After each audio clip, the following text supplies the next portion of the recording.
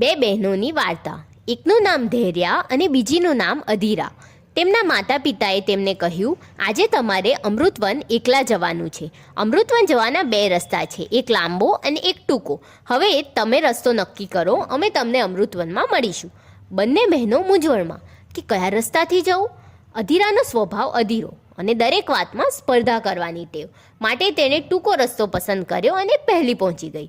પણ ધૈર્યનો સ્વભાવ ધીરજવાળો, એટલે તેણે લાંબો રસ્તો પસંદ કર્યો. તેની ઉત્સુક આંખો બધા દ્રશ્યો જોતા અને અનુભવો લેતા લેતા મોડી પહોંચી. માતા પિતાએ તેમના અનુભવો પૂછ્યા તો અધીરા બોલી ઉઠી કે હું તો સ્પર્ધામાં પહેલી.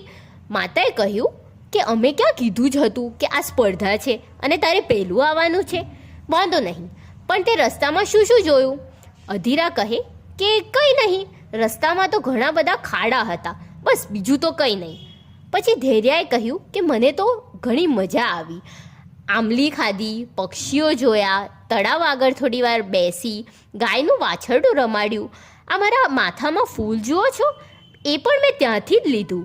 શું અદ્ભુત રસ્તો, મજા આવી ગઈ. પિતાએ કહ્યું, જોયું, દરેક વખત સ્પર્ધા કરવી અને પહેલાં પહોંચવું જરૂરી નથી.